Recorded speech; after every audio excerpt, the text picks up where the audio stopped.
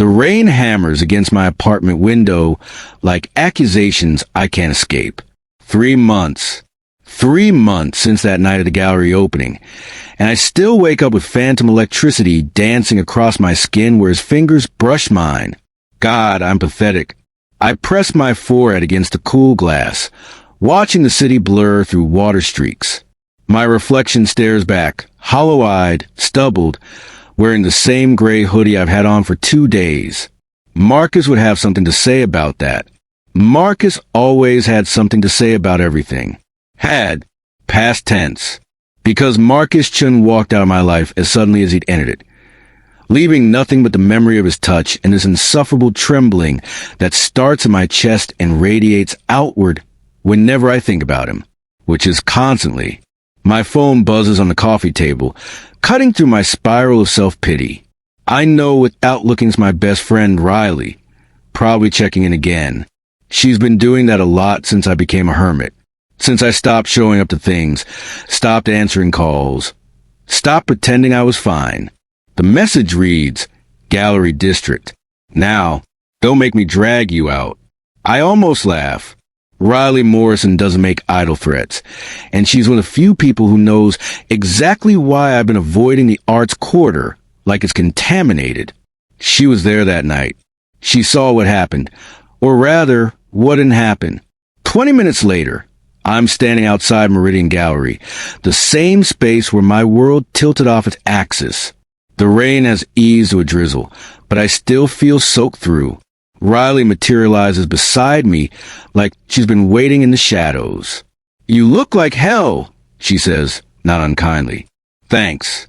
Really boosted my confidence here. She studies my face with those sharp green eyes that miss nothing. When's the last time you ate something that wasn't delivered? I don't answer because we both know it's been too long. Instead, I stare at the gallery's floor-to-ceiling windows. The current exhibition features abstract sculptures that look like frozen screams. Somehow appropriate. He's not in there, Riley says softly. My chest tightens. I didn't ask. You didn't have to. You've got that look. What look? Like you're hoping to catch a glimpse of someone who's been living in your head rent-free for 3 months. She's not wrong, but admitting it feels like admitting defeat. I don't know why I'm here. Because you're tired of running from it. Riley's voice carries a particular blend of patience and exasperation she reserves for my more dramatic moments. And because I texted you from here knowing you'd come. The betrayal stings, but only a little. Riley's manipulations usually have my best interests at heart, even when they hurt. Come on, she says, linking her arm through mine. Let's walk. We move to the gallery district, past studios and cafes where artists gather to argue about technique and inspiration. This used to be my territory. I had a studio 3 blocks from here before everything changed. Tell me about that night again, Riley says as we pause outside a coffee shop that serves a kind of bitter espresso that could wake the dead. You were there. I want to hear your version. I've never told anyone my version. Not really. The official story is simple enough. I met someone at the gallery opening. We talked. Nothing happened. End of story. But the truth lives in the spaces between those words, in the moments that branded themselves onto my memory with perfect, painful clarity. Fine. I lean against a lamppost, suddenly exhausted. But not here. Riley nods toward a small park tucked between 2 buildings. It's empty except for a few pigeons pecking at breadcrumbs near a fountain. We settle on a bench, and I find myself staring at my hands, trying to find the words for something that defies explanation. It started with the painting. I begin. That massive canvas near the back, the one with all the blues bleeding into silver. I remember. You stood there for like 20 minutes. It reminded me of drowning, but in a good way, if that makes sense. I glance at Riley, who's listening with the intensity she usually reserves for court cases. I was completely absorbed when someone spoke behind me. Devastating, isn't it? The memory of his voice still sends a shiver down my spine. Low, with just a hint of roughness, like he'd been laughing moments before. I turned around, and there he was. I closed my eyes, letting myself remember. Tall, Asian, probably mid-30s, wearing this perfectly tailored black suit that should have made him look corporate, but somehow didn't. Dark hair pushed back, and these eyes... What about his eyes? Warm brown, but with these gold flecks that caught the gallery lighting. And when he smiled, damn, Riley, when he smiled, it was like the whole room shifted.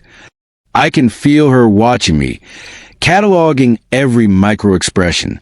Riley sees everything, remembers everything. It's what makes her such a good lawyer and such a dangerous friend. We started talking about the painting. I continue about color theory and emotional response. He knew his stuff, not pretentious art speak, but real understanding.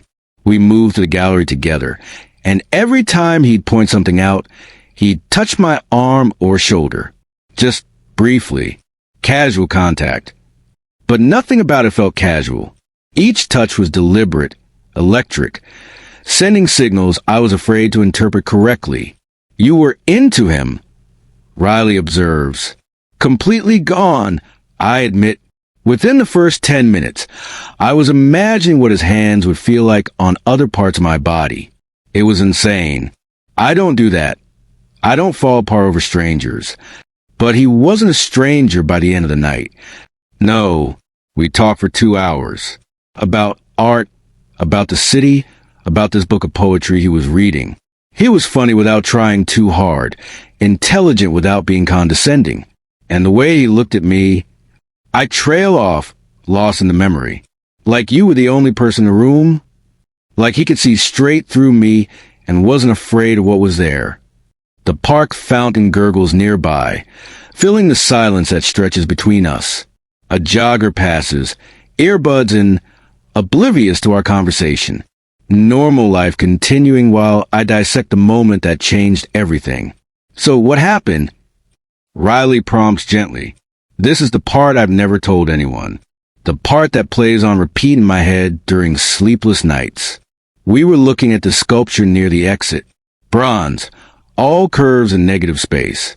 I made some comment about the artist's technique, and Marcus, that was his name, Marcus, he laughed and said I sounded like I knew what I was talking about. Because you do know what you're talking about. Right. So I told him I'm a sculptor too. Was a sculptor. And his whole face lit up. He started asking about my work, where my studio was, what kind of pieces I was creating. No one had shown that kind of genuine interest in my art in, God, maybe years. The memory crystallizes, sharp and painful. I remember the way Marcus leaned in when I spoke, like he was afraid of missing a single word. I remember the subtle cologne he wore, something clean and expensive. I remember thinking, this is dangerous. This man is dangerous. We were standing close by then, closer than strangers should stand. And I realized I wanted to kiss him more than I'd wanted anything in my entire life. Did you? I was about to. I actually leaned in, Riley. I was going to do it right there in front of everyone. My voice cracked slightly, but then his phone rang. The sound had shattered the moment like glass. Marcus's expression changed instantly, going from warm and focused to distant and professional. He glanced at the screen, muttered an apology, and stepped away to take the call. He was gone for maybe 5 minutes. I continue. When he came back, everything was different. He kept checking his watch, making excuses about early meetings. But before he left, this is the part that haunts me. The moment that changed everything. He reached out and touched my hand. Just once. His fingers against mine for maybe 3 seconds. I hold up my hand, staring at it like I can still see the imprint of his touch. But Riley, it wasn't just physical contact. It was like recognition. Like his soul reaching out and touching mine. Jesus, Ethan. I know how it sounds. But in that moment, everything else disappeared. The gallery, the other people, the noise, all of it just fell away. There was only his skin against mine, and this overwhelming sense of connection, of rightness. And then, Then he pulled away, said it was nice meeting me, and walked out. I haven't seen him since. Riley is quiet for a long moment, processing everything I've told her. A pigeon waddles over and pecks hopefully at her shoe before giving up and moving on. Have you tried to find him? She asks finally. I don't even know his last name. Marcus at a gallery opening in the Arts District. I could probably track him down in a day. No. The word comes out sharper than I intended. If he wanted to see me again, he would have found a way. Maybe he's thinking the same thing about you. I shake my head. You didn't see his face when he took that call. Whatever pulled him away that night, it was important. More important than some random guy he'd just met. So you spent 3 months wallowing instead of fighting for what you want. The accusation hits its mark because it's true. I've been hiding in my apartment, living off takeout and self-pity, replaying that single touch like it's the most important moment in human history. I don't even know if he's gay. I say weakly. Straight men don't look at other men the way you described. How would you know? Riley gives me a look that could cut glass. I'm a lesbian, Ethan. I know the difference between straight admiration and queer recognition. She has a point, but admitting it means admitting I've wasted 3 months being a coward. Besides, Riley continues, you said it yourself. The way he touched your hand wasn't casual. That was intentional. That was a man taking a risk. Then why didn't he? Maybe he couldn't. Maybe he was in a relationship or closeted or dealing with something complicated. Riley turns to face me fully. Or maybe he was just as scared as you are. The possibility hadn't occurred to me. I'd been so focused on my own fear and disappointment that I hadn't considered Marcus might have his own reasons for walking away. What am I supposed to do with that? I ask. Stop running from it. Stop pretending that one touch didn't change your entire life. Riley's voice is fierce now, the way it gets when she's arguing a case she believes in. You've been shaking for 3 months, Ethan. Literally trembling every time you think about him. That's not nothing. She's right about the shaking. It started that night and never stopped. A fine tremor that runs through my hands, my chest, my entire body whenever Marcus crosses my mind. My doctor says it's anxiety. Prescribed pills I don't take because I'm afraid they'll numb me to the memory of his touch. I've been thinking, Riley says carefully, about that night, about the timing. What about it? The gallery opening was 3 months ago, October 15th. So I remember the date because it was the same weekend as the Chun Foundation charity auction. My stomach drops. Chun. Marcus Chun. He's the foundation director. I looked him up after that night because I was curious. Riley's expression is unreadable. He was definitely at the gallery opening, but he had to leave early for the auction. It was a huge event. Raised over $2 million for LGBTQ plus youth programs. The world tilts sideways. Marcus Chun, not just a random art lover, but someone with a public profile. Someone I could have found if I'd been brave enough to try. Why didn't you tell me this before? My voice sounds strange, distant, because you weren't ready to hear it, and because I wasn't sure you want to know. What's that supposed to mean? Riley hesitates, and I know whatever she's about to say will change everything. He's not just a foundation director, Ethan. He's also engaged.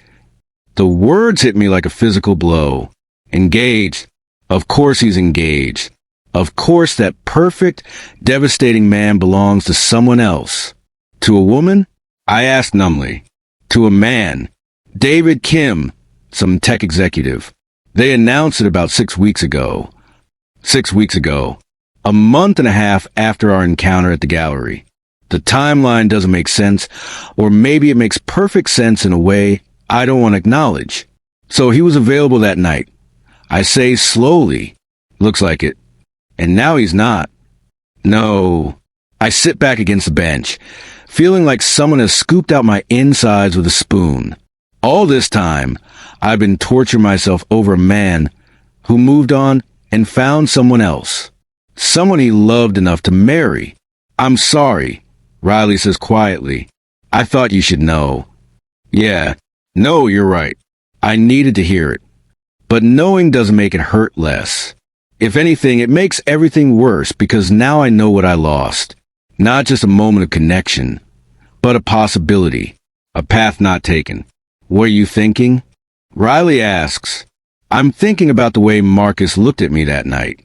The careful way he chose his words. The deliberate nature of that final touch.